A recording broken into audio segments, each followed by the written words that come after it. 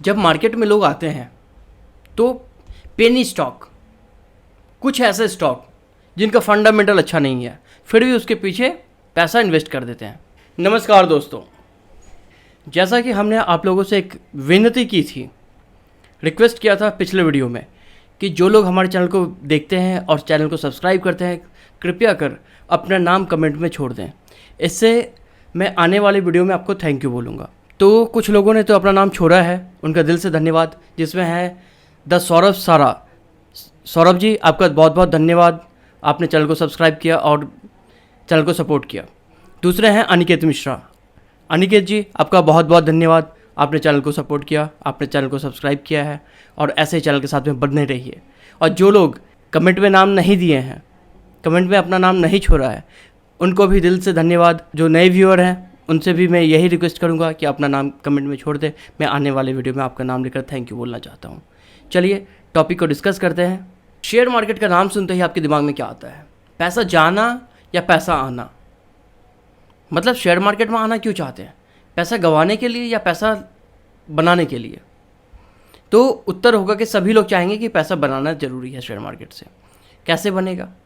Trading करेंगे बनेगा, investing करेंगे बनेगा, पैसा बिल्कुल बनेगा, लेकिन उसमें कुछ आपको स्ट्रेटेजी बनाना पड़ेगा।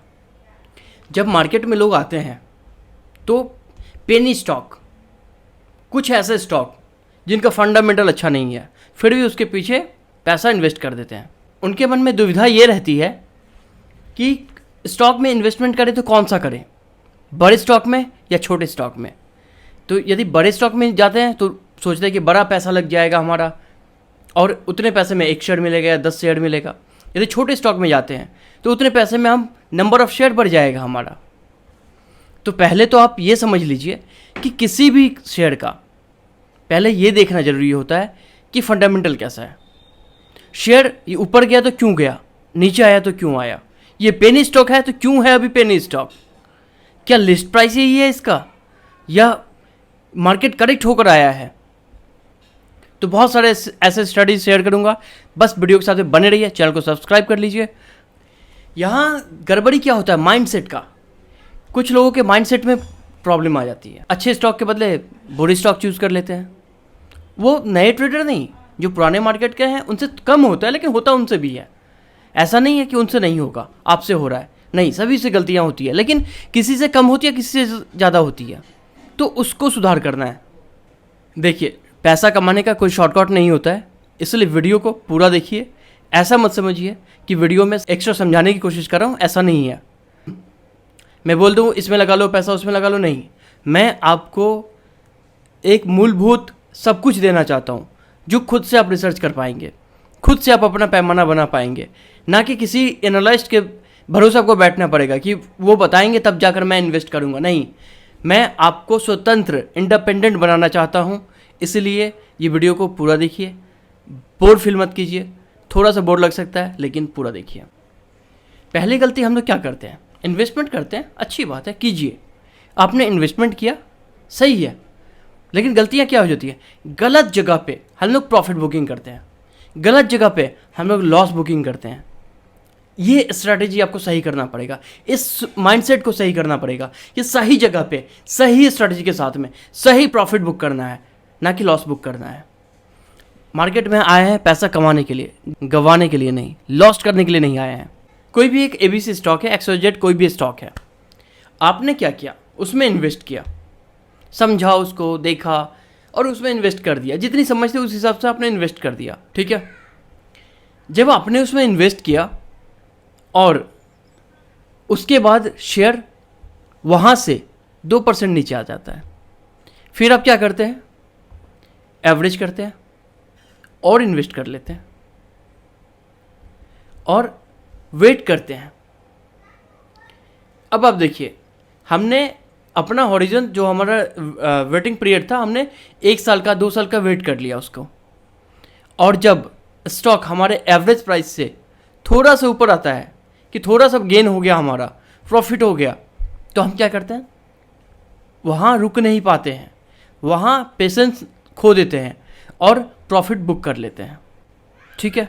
कंपनी क्या थी, फंडामेंटली साउंड कंपनी थी और किसी वजह से आप उसमें रुक नहीं पाए, एवरेज प्राइसिंग करके आपने ऐसा लेवल मिला आपको और उस लेवल पे आपने एग्जिट ले लिया, जबकि जिस टाइम आप वेट कर रहे थे उस टाइम चाहते तो वहाँ से एग्जिट लेकर किसी और स्टॉक में इन्वेस्टमेंट करके अपना पैसा बना सकते थे, लेकिन आपने वो भी नहीं किया।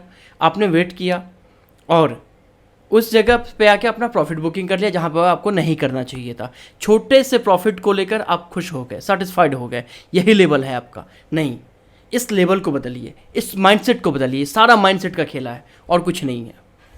प्रॉफिट बनेगा, ज़रूर प्रॉफिट बनेगा। हम अपने सेंटिमेंट पे काबू नहीं रख पाते हैं। दूसरा पॉइंट है हमारा, हम अपने सेंटिमेंट पे काबू नहीं रख पाते हैं, जिस कारण हमें लॉस लगता है। हम वैसे शेयर में निवेश कर लेते हैं जहाँ वो शेयर चलने वाला ही नहीं है, बस माउथ पब्लिसिटी से हमने निवेश कर लिया। क्यों? उन्होंने किया, हम भी कर लेते हैं। तो इससे आपको बचना चाहिए। जब मार्केट थोड़ा करेक्ट होता है और किसी भी न्यूज़ के कारण ऐसा हो गया किसी भी स्टॉक में, तो हम क्या करते हैं, वहाँ पेशेंस नहीं रख पाते और अपना सौदा रिमूव कर लेते हैं, स्क्वाइड ऑफ कर लेते हैं। सोचते हैं कि यही बुद्धिमानी है, चलो यहाँ से एग्जिट ले लेते हैं, जबकि कंपनी आपकी बहुत ही फंडामेंटल साउंड कंपनी है। एग्जाम्पल के तौर पर मैं लेता हूँ नेस्ले को। जब नेस्ले का प्रोडक्ट मैगी बैन किया गया था, मैगी पे बैन आया कि मैगी में कुछ टेक्निकल इशू था, उनके प्रोडक्ट को लेकर शायद लेड का इशू आ रहा था, कुछ भी था, तो मैगी को बैन कर दिया गया। जबकि मैगी पूरा वर्ल्ड में चलता है। कौन नहीं खाया आज तक मैगी? कोई ऐसा है कि नहीं बोले कि मैगी नहीं खाया है? आज नूडल्स नहीं बोला जाता है, मैगी बोला जाता है कि हमने मैगी खाया। भले ही आप कुछ भी ब्रांड खा लो, आप मैगी खा कर आए हो, यपी खाओ, फिर भी लोग बोलते हैं मैगी खाओ। कुछ महीनों के लिए आया था, लेकिन अब वहाँ, जबकि नेस्ले का कंपनी है, फंडामेंटली बहुत ही साउंड कंपनी है, सबको मालूम है, एफएमसीजी सेक्टर में लीडरशिप है नेस्ले का, फिर भी हम वहाँ होल्ड नहीं करते हैं कि अब तो इस पर बुरी खबर आ गई है। जबकि जब आपको मालूम है यह खबर परमानेंट नहीं है, टेम्प्रोरी खबर है और अभी स्टॉक आपका नीचे आ गया, हो सकता है साल भर आपको वेटिंग पीरियड हो जाए आपका, लेकिन स्टॉक जब रिटर्न देगा तो आपको बहुत ही ज़बरदस्त रिटर्न देता है। तो हमने कहाँ गलती करते हैं? एक फंडामेंटली साउंड कंपनी में इन्वेस्टमेंट था हमारा, लेकिन हम डर से उसे स्क्वाइड ऑफ कर लेते हैं। तो इससे बचना चाहिए। देखिए, अब चौथा पॉइंट है हमारा, कॉस्ट एवरेजिंग से बचना चाहिए। कॉस्ट एवरेजिंग क्या होता है? ये कॉस्ट एवरेजिंग, मान लीजिए टाटा स्टील है, आज के दिन में उसका भाव है 106 रुपया, तो 106 रुपया है, हमने परचेज किया, एक महीने बाद वो 120 रुपये का हो गया, 130 रुपये का हो गया। लेकिन अब हम वहाँ एवरेज नहीं करते हैं, वहाँ इन्वेस्टमेंट बढ़ाते नहीं हैं अपना, अरे ये तो बढ़ गया, नीचे आएगा तब लेंगे, नहीं। और गलती क्या करते हैं हम? यदि टाटा स्टील 100 रुपया से नीचे आ गया, 70 रुपया आ गया, 80 रुपया आ गया, तब हम उसमें इन्वेस्टमेंट कर लेते हैं। मान लीजिए टाटा स्टील अभी फंडामेंटल साउंड कंपनी नहीं है, ऐसा नहीं है, साउंड कंपनी है, फंडामेंटली अच्छी कंपनी है टाटा स्टील, मैं उसे ऐसा नहीं बोल रहा हूँ कि साउंड कंपनी नहीं है, लेकिन मान लीजिए आप कि उसमें कुछ ऐसा है कि परमानेंटली वो ख़राब है। यस बैंक का उदाहरण लेते हैं हम। यस बैंक जब अपने एक पैमाना को तोड़ते हुए, अपने लीडरशिप को छोड़ते हुए, अपने हर लेवल को तोड़ते हुए नीचे आ रहा था, तब हमने क्या किया? वहाँ इन्वेस्टमेंट बढ़ा लिया कि अरे यस बैंक 600 रुपये का शेयर था, 1200 रुपये का शेयर था, अब तो कुछ तो बढ़ेगा। लेकिन जब कोई कंपनी अच्छा शेयर है लेकिन वो बढ़ रही है, तो बढ़ते टाइम हम एवरेज नहीं करते हैं कि अभी 100 रुपये का है, कल 110 रुपये का हो जाएगा, तो उसमें इन्वेस्टमेंट बढ़ा लेते हैं हम। परसों 130 रुपये का है तो चलो 130 के भाव पे भी और लेते हैं, ऐसा नहीं करते हैं। जब शेयर उतर रही होती है, यस बैंक जैसे उतर रहा था और हम उसमें इन्वेस्टमेंट बढ़ाते हुए जा रहे थे, तो ये गलती करते हैं कॉस्ट एवरेजिंग का। पांचवा पॉइंट है हमारा, छोटे छोटे प्रॉफिट को बुक करना। सबसे बड़ी गलती होती है हमारी छोटे प्रॉफिट।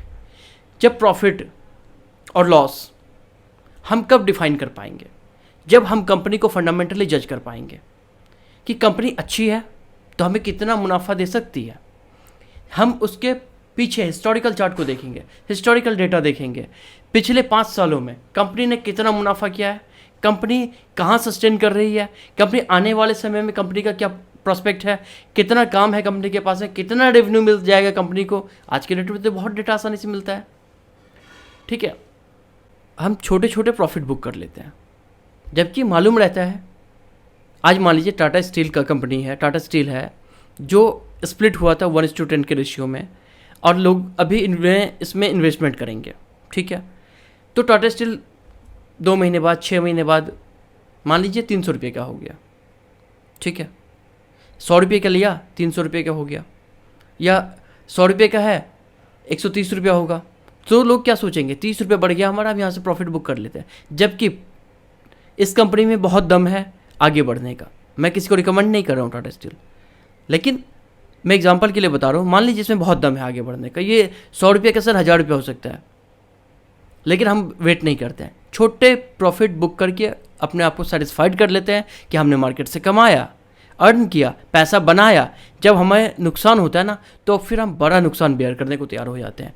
मान लीजिए आपने 100 रुपये का इन्वेस्टमेंट किया, अभी 40 रुपया हो गया, फिर हम उसमें एवरेज कर लेते जाके। ये बहुत गलत बात है। इस सब चीज़ों से बचिए और अपना पैसा सिक्योर रखिए। जब तक पैसा आपके हाथ में है, जब तक अच्छी कंपनी में इन्वेस्टमेंट है, तब तक पैसा आपका ग्रो होगा, तब तक पैसा आपका है। और जब आपका पैसा आपके पॉकेट से निकल गया और गलत कंपनी में लग गया, तो वो पैसा आपका ग्रो नहीं होगा और आपका पैसा रहेगा भी नहीं। इसलिए अच्छे फंडामेंटल कंपनी में इन्वेस्टमेंट कीजिए यदि इन्वेस्टमेंट करना है। ट्रेडिंग का पैटर्न अलग है, मैं उस पर डिस्कस नहीं कर रहा हूँ। मैं इन्वेस्टिंग को लेकर आगे बढ़ने की कोशिश कर रहा हूँ। जो लोग ट्रेडिंग नहीं करना चाहते हैं, ये वीडियो शायद उनके लिए बहुत ही अच्छा होना चाहिए। धन्यवाद।